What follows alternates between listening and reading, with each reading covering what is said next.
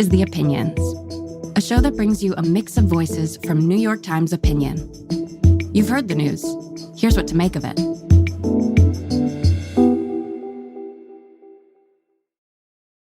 I'm Sarah Wildman. I'm an editor and writer at New York Times Opinion. Donald Trump spent part of his campaign for the presidency going after the rights of transgender people. Since taking office, he's doubled down on his promise. As of today, it will henceforth be the official policy of the United States government that there are only two genders, male and female. The words transgender and queer have been scrubbed from the website, along with the letters T and Q from LGBTQ. And our country will be woke no longer. Early on in his second administration, he reinstated a ban on transgender service members. And late last month, the Department of Defense released a memo. It orders branches of the military to start identifying the thousands of troops diagnosed or being treated for gender dysphoria within 30 days for removal from military service. A lawsuit was quickly filed after the first executive order was signed, but the timeline is moving quickly. Individual troops and service groups will soon be affected. Today I'm joined with Colonel Bree Fram of the U.S. Space Force, one of the highest-ranking transgender service members in the military. The views presented here are hers and do not reflect the official guidance or position of the U.S. government or the Department of Defense. Bree, I'm so glad to meet you. It's a pleasure to join you, Sarah. Thanks for having me. In early February, you wrote a really powerful essay for us, pointing out that trans service members who are allowed to live and serve as themselves are stronger for their honesty. You argued it makes for better leaders. Since then, that memo from the Department of Defense came out. How are you doing? I have had to recalibrate the way I answer that question because when people stop me, how are you? The normal human response is, I'm fine, and we move on with our day. Now I have to think, do I say that? No, I have to say something like, that's a really complicated question, or I am far from okay right now because there is so much going on in the world where I have to justify my existence, and there's so much vitriol out there about transgender lives.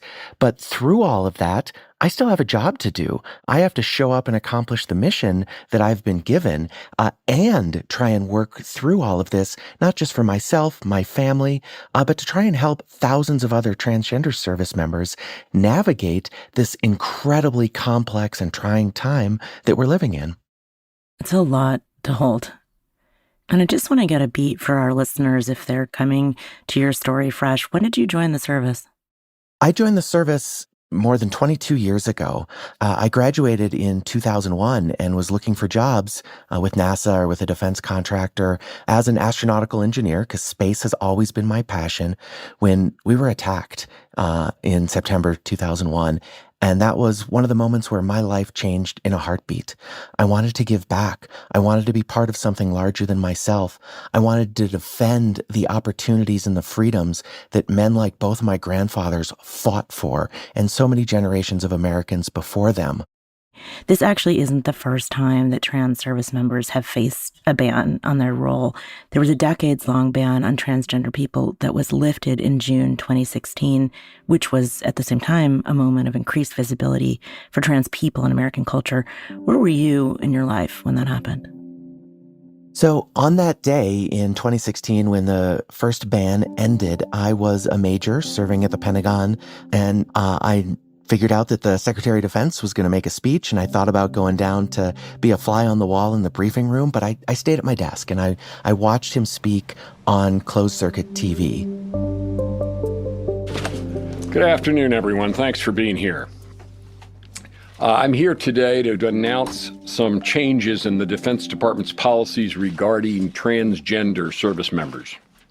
I'm announcing today that we're ending the ban on transgender Americans in the United States military. I had known that something like this was coming, and it was finally going to be an opportunity to be who I was and share some of that with the world. Effective immediately, transgender Americans may serve openly. and they can no longer be discharged or otherwise separated from the military just for being transgender. I had an email ready to go to my colleagues, and I had a Facebook post ready to go to come out to the world. But when he made the announcement, I hesitated because I didn't know how the world was going to change for me. And I took a moment, but eventually I got the courage to hit post, to hit send, and then I ran away. I found the gym buried underneath the Pentagon. I hopped on the elliptical machine and I went nowhere faster than I had ever gone anywhere in my life with all the nervous energy that I had, again, wondering, how is my life different now? But I got back to my desk, I sat down, and the most amazing thing happened. One by one, my colleagues walked over to me, shook my hand, and said, "It's an honor to serve with you." And I was floored because the honor was all mine to serve with them. It was truly an amazing moment of the camaraderie that is built within the military and how being your authentic self can enhance unit cohesion. And though some people faced much different coming out stories, by and large, that's the reception that transgender troops have received in the military because we've worked with the people around us for a long time. They know we have their backs. And it is being ourselves that makes, again, for those better bonds of teamwork, not hiding who we are. Because if we're hiding who we are, that means we're spending a portion of our mental energy protecting our identity, when instead that could all be spent on either the mission or the relationships with the people around us. Not long after that, of course, Trump reinstated the ban. Where did that leave you? In 2017, when he initially tweeted, it actually took a while, nearly 18 months before the Supreme Court allowed the government to put the policy in place due to all the legal challenges. But when it finally settled into place in April of 2019, there was a clause in the policy that allowed approximately 1,600 of us at the time that had come out, received a military diagnosis, and began a transition process to continue serving. So we became an endangered species at the time where no one knew could come out, no one knew could get in. What's different this time around is that it's that ban again, but it's also a purge. There are thousands more transgender service members out there than there were a decade ago. And this policy not only says no one new can come in, no one new can come out as trans, but all of you who are currently serving are no longer compatible with military service and are going to be administratively discharged. The government's position is that we fail to meet the rigorous mental or physical standards demanded of military service, but they don't provide any evidence. And we have thousands of service members who not only meet the standards, but in most cases exceed them. According to the memo, military departments have 30 days to identify service members diagnosed with or having symptoms of gender dysphoria, and 30 days after that to begin what they say are, quote, separation actions. You've already mentioned you are still working. What do you plan to do? It is hard to figure out what exactly a timeline looks like for any individual service member. And we have the court cases going on. There may be an injunction that delays some of this policy. But up until those proceedings begin or I am processed out for separation, my mission, my job is to support the mission of the United States Space Force. And until I am dragged away, I'm going to do my job to the utmost of my ability. Have you heard support from your team? The support I have received is immeasurable, whether that's notes, emails, messages, or people just walking up to me in the hallways of the Pentagon saying, "You don't know me, but I see you. I see what you're doing. I support you." Your newspaper ran a fantastic headline back in 2019 that said, "Transgender troops face hostile government welcoming military." I still believe that is the case because we have had that opportunity to serve with hundreds of thousands of different people who see who we are. They see our commitment to the mission, they see our character, and they know we are better off serving together and embracing all of us as we look to accomplish the tasks we've been given. I'm curious also, Brie, on the personal front. You are married, you have children. I can only imagine that this is really frightening for home. It is incredibly difficult. My wife certainly worries about where our future is going to be, what's next for us, how do we make sure that our family is safe. In the past, I've received death threats. I have received all sorts of online hatred that truly is frightening.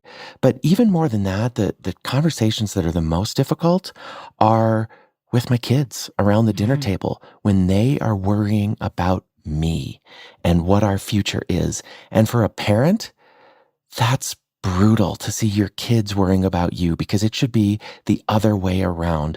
I wish I could be there for them, and I am trying to be as best I possibly can to reassure them, to let them know that they are loved and we are going to be okay. But that's a conversation we shouldn't have to be having. In the Pentagon memo, trans service members apparently can get a waiver to remain in the armed forces. What is that waiver, and is it a real waiver, and how can it help transgender service members who still want to serve? So it is not a waiver in the way that I read it, because not only do they put in a clause that says there must be a compelling national security reason, specialized experience, or other qualities that make you viable for retention, and I would argue that all transgender service members would meet that threshold because we are, in so many cases, the senior leaders or people who have had millions, if not tens of millions of dollars invested in our training to be able to accomplish the mission today and train those folks for the future. But it then goes on to say, in addition to that, you have to meet 3 additional criteria that are impossible for anyone who is transgender to meet, to include having served in the standards that you originally served under, also having taken no steps medically towards transition.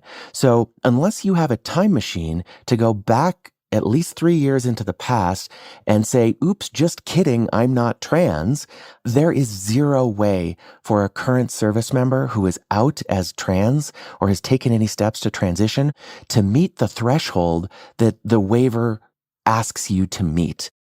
President Trump and the Department of Defense under Pete Hegseth have said that trans people aren't fit to serve because they're not living authentically. You argue it's actually the opposite, that being out as a trans person is the best path to leadership. Oh, absolutely true. I think my ability to lead and my ability to connect with the people that I work with has grown by an order of magnitude. I learned that apparently when I was protecting my identity, I was projecting this image basically as Captain America with my shield in front of me. I was invulnerable. And we have to reframe how we think about words like vulnerability. Vulnerability isn't a weakness. Vulnerability, when you are your authentic self or in any other circumstance, is a way of letting others in.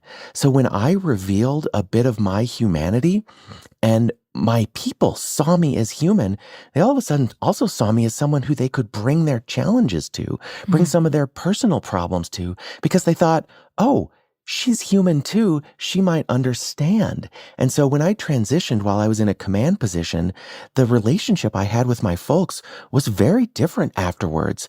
And as a commander, you want your people to be at their best. And if you don't know about their problems, you can't help them fix them.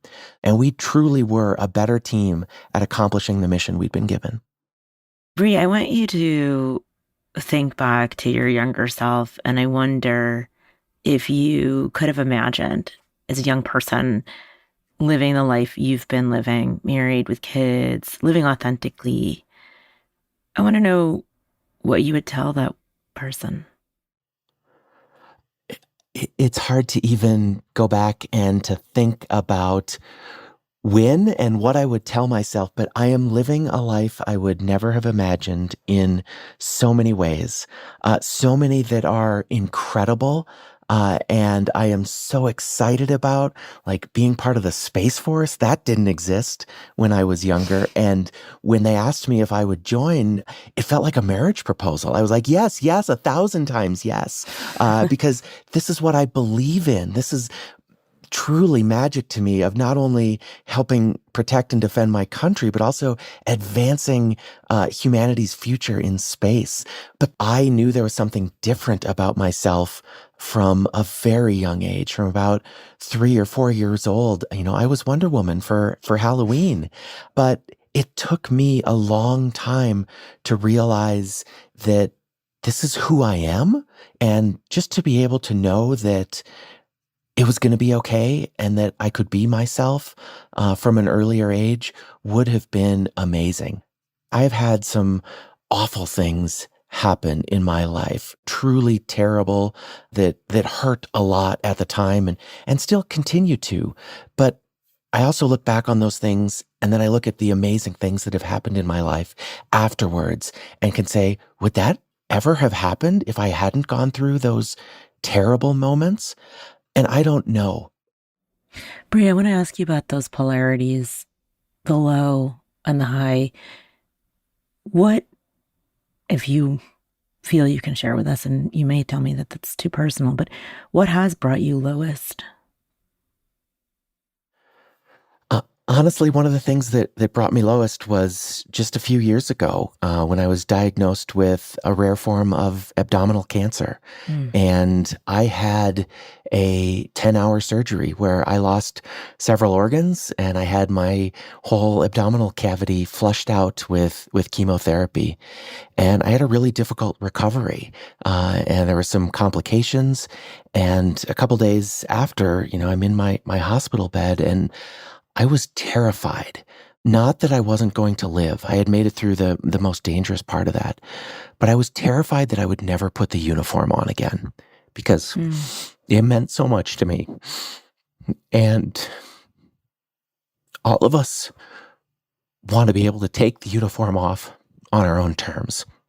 And if it isn't on our terms, maybe it's because, we gave everything in times of war.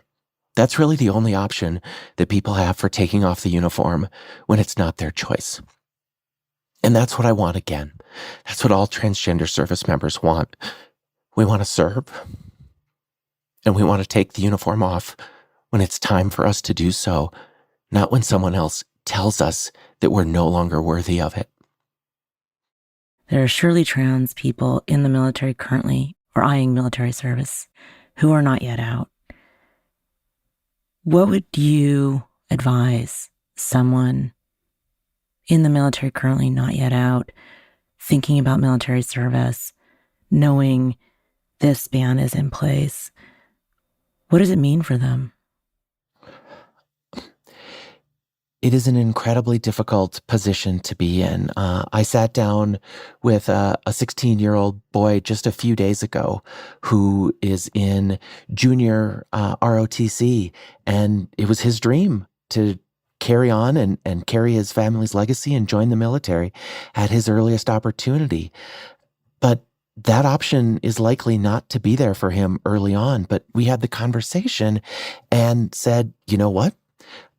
There is a lot of your life left. You may have that opportunity in the future. You may still be able to.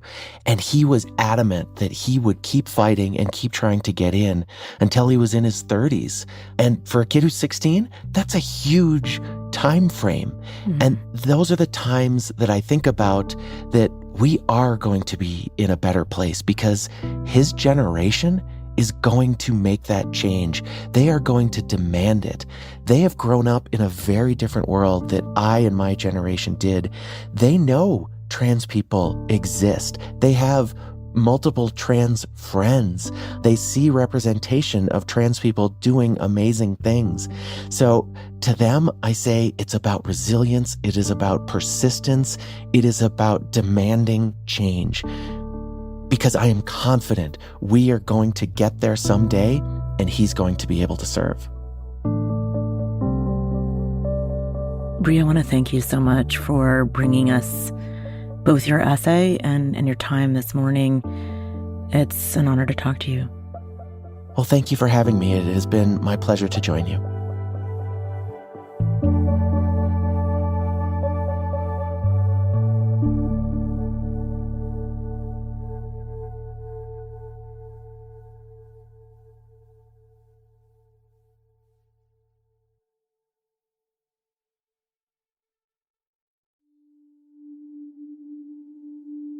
If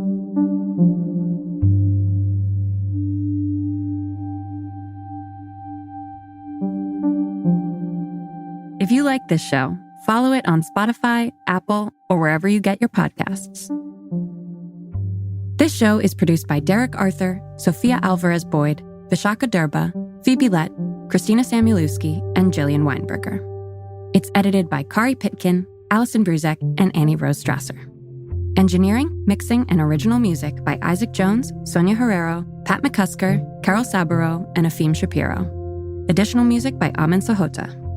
The fact-check team is Kate Sinclair, Mary Marge Locker, and Michelle Harris. Audience strategy by Shannon Busta, Christina Samuelewski, and Adrian Rivera. The executive producer of Times Opinion Audio is Annie Rose Strasser.